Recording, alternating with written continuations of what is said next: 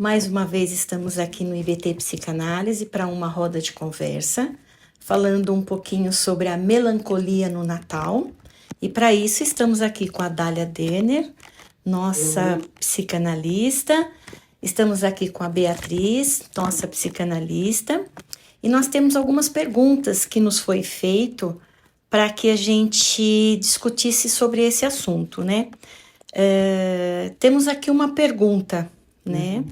Apesar do Natal ser um evento festivo, muitas pessoas sentem-se triste e melancólica nesta data.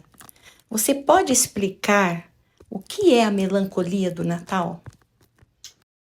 Posso sim, Yara. Sabe aquele sentimento? Chega final de ano, todo mundo cansado, todo mundo assim, com aquele imaginário de, bom, férias, Papai Noel, um saco de presentes, amigos, família, parentes.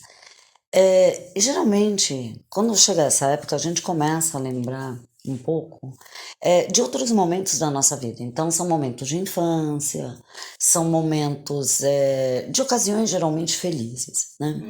Quanto mais felizes foram essas ocasiões, e de repente, quanto mais diferente disso for a situação atual, a pessoa fica meio down, sabe? Aquele baixo astral, aquela nostalgia, aquela saudade.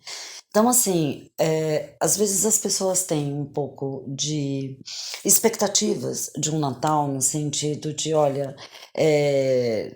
presentes, mesa farta, pessoas, todo mundo junto.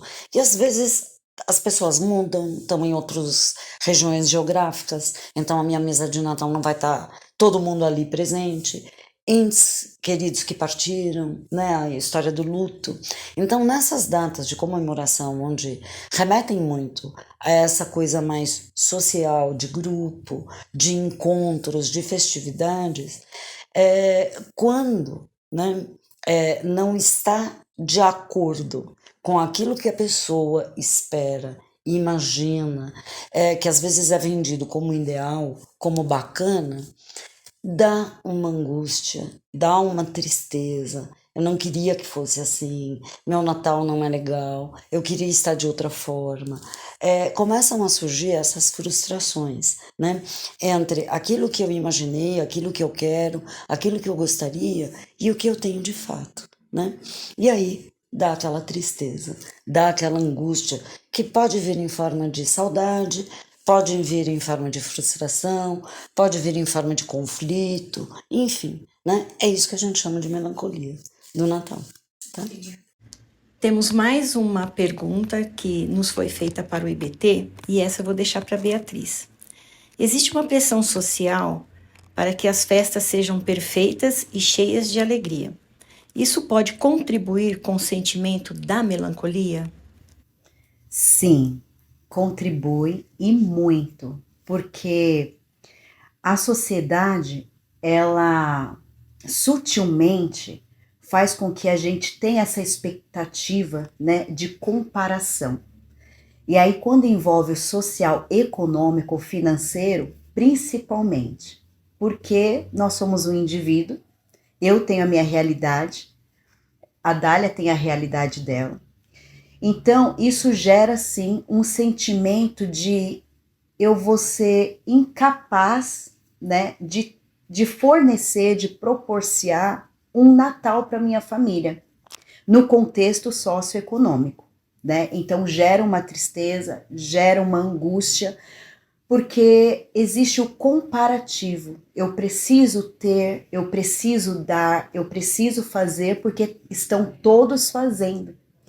E aí é onde eu me coloco nesse lugar de que eu saio da minha realidade para viver a realidade do outro, que não é minha.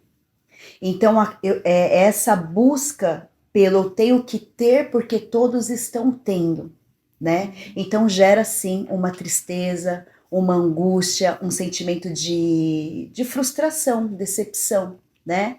Então, esse sentimento ele é proporcionado também por causa da sociedade. Eu queria até, bem legal isso, Bia, que você está trazendo. Eu lembrei aqui, sabe aquelas propagandas de família, a família Margarina? Margarina. É um pouco isso, né? O que que é o Natal? O Natal é a data onde o comércio mais fatura, Exato. né? Então, é isso. Então, vamos todos às compras. Uhum. Vamos todos pensar num saco de presentes. Isso. Vamos pensar naquela baita mesa farta, Uhum. né? Então, tem pernil, peru, tender, não sei mais o que. Esse tipo de coisa de consumo você tem que ter. Você tem que ter pessoas, você tem que fazer cara de feliz, você tem que usar uma roupa nova, top.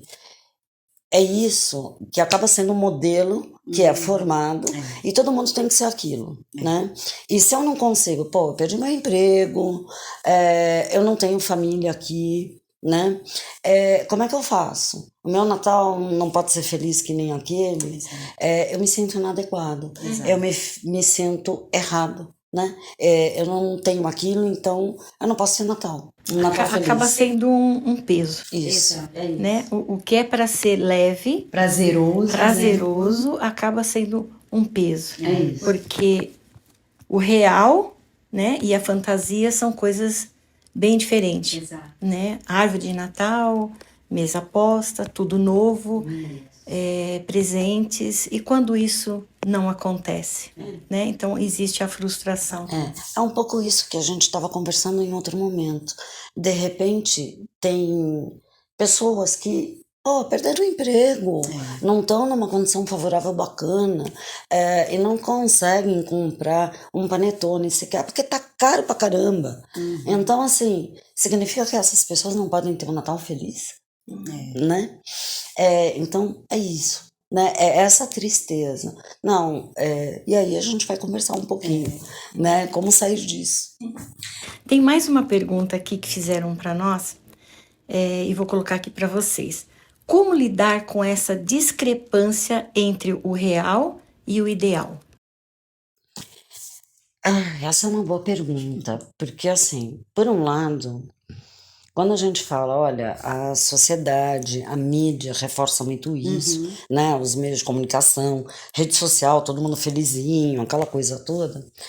A mídia, ela promove esse padrão. Não, então você tem que ter Natal presente, roupa bonita e gente em volta, né? Natal é isso.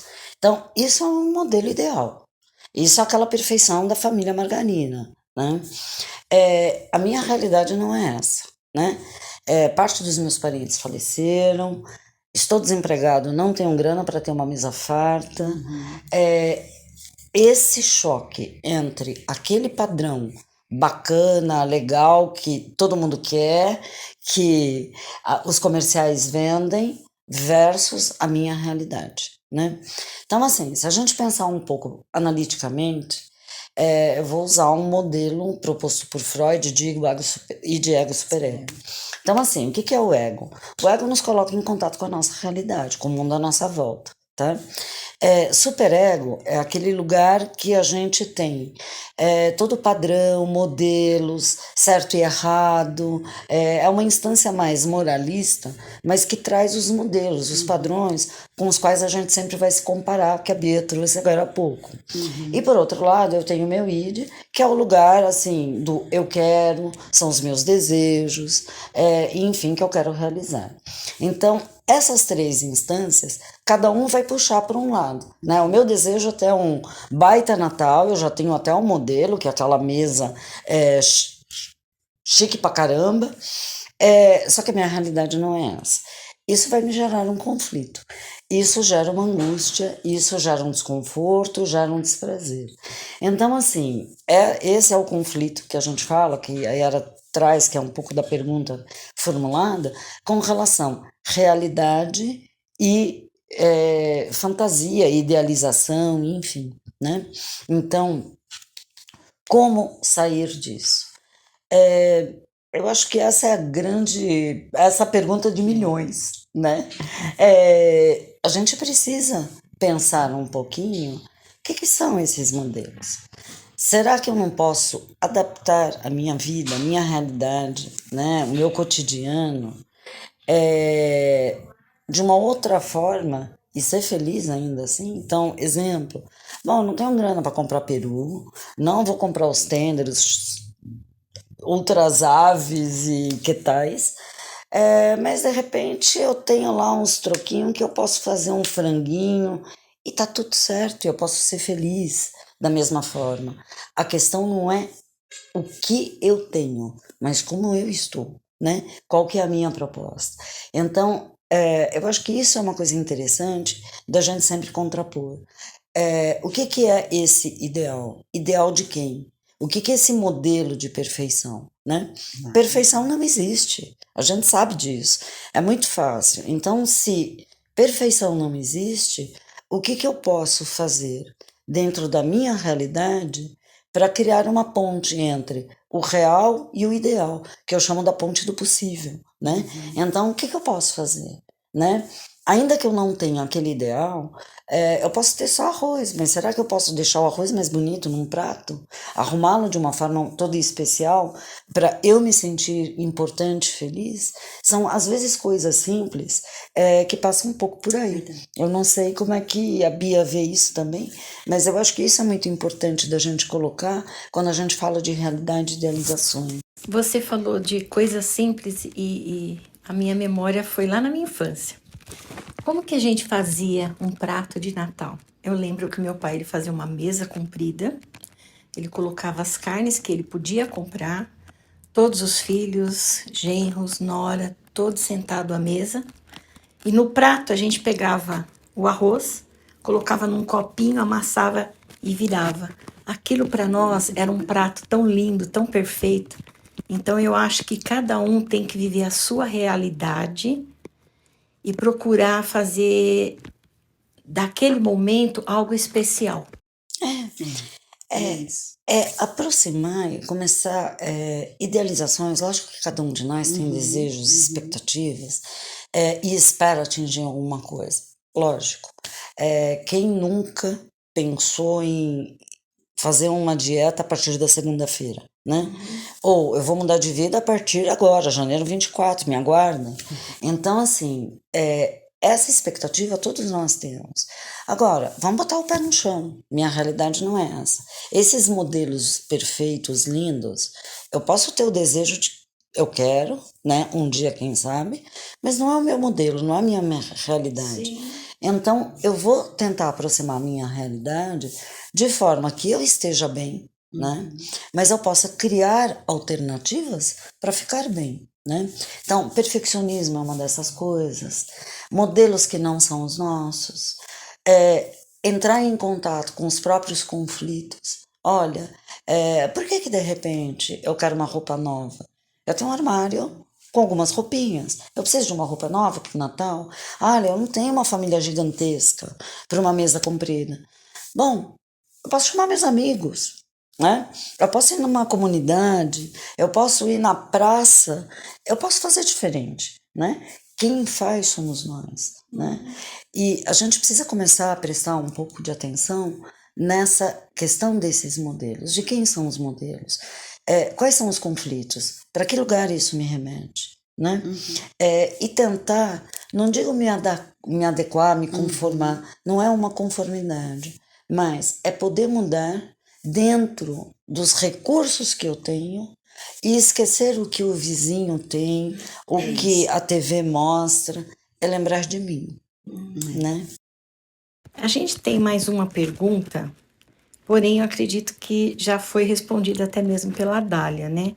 Ela está pedindo uma recomendação de como fazer para que as pessoas possam lidar melhor com a melancolia nesta época de festividades. Eu acredito que tudo isso que você falou já se encaixa nessa pergunta. Mas eu tenho uma pergunta para finalizar para vocês. E quero ouvir vocês duas. Qual é o verdadeiro sentido do Natal? Eu acho que ainda assim é comunhão, né? Eu acho que o Natal nos permite olhar para dentro, né? E começar a pensar o que é importante para mim, né? Por isso que eu coloquei um pouquinho antes, olha, eu não tenho condições e hoje eu estou batendo um pouco no financeiro Porque a gente vive num momento de imagem, né? A imagem é uma coisa muito forte, a ostentação, as fotos na rede social, enfim, isso tudo muito importante. Onde a gente perde um pouco o sentido, o grande barato, o grande tesão não é a foto que eu posto, mas é o momento que eu vivo com aquelas pessoas que estão comigo, né? Então, eu acho que o Natal remete para isso. Quais são os meus valores? O que é importante? Com quem eu quero estar? De que forma que eu quero estar? Comunhão nesse sentido. Não só com outras pessoas, mas primordialmente comigo, inclusive. Né? Começa daí. Né?